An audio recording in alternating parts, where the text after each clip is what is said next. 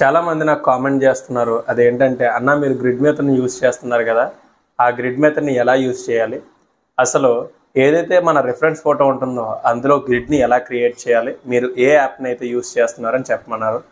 Okay, ఈ వీడియోలో ఆ ఇన్ఫర్మేషన్ని మీతో నేను షేర్ చేసుకుంటాను. రిఫరెన్స్ ఫోటోలో గ్రిడ్ని క్రియేట్ చేయడానికి ముందుగా మన ఫోన్లో ప్లే స్టోర్ని అయితే ఓపెన్ చేయాలి. ఓపెన్ చేసి ఈ టెక్స్ట్ని అయితే ఎంటర్ చేయండి.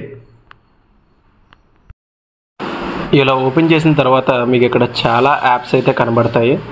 ఈ యాప్స్లో ఈ లోగోని జాగ్రత్తగా చూడండి.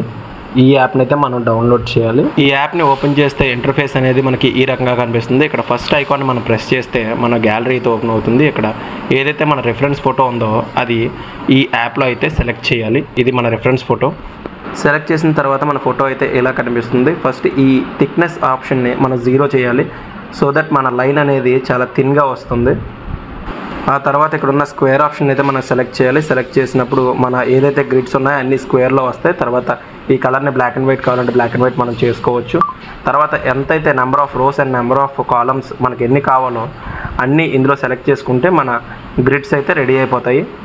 గ్రిడ్స్ రెడీ అయిన తర్వాత మన రిఫరెన్స్ డ్రాయింగ్ అయితే మనకి ఇలా కనబడుతుంది. చూడండి, ఇక్కడ గ్రిడ్స్ అన్నీ తయారైపోయాయి. సో ఈ గ్రిడ్స్ని 1:1 రేషియోలో కానీ 1:2 రేషియోలో కానీ 1:3 రేషియోలో కానీ మన ఏదైతే షీట్, ఏదైతే పేపర్, ఏదైతే సైజ్ డ్రాయింగ్ చేయాలనుకుంటున్నామో ఆ షీట్ మీద ఈ రిఫరెన్స్ గ్రిడ్స్ని మనం డ్రా చేసుకోవచ్చు. సో చివరిగా మన రిఫరెన్స్ డ్రాయింగ్ అనేది గ్రిడ్లన్నీ కంప్లీట్ చేసుకుని ఈ రకంగా అయితే మనకు కనిపిస్తుంది. దీన్ని మనం సేవ్ చేసుకుందాం.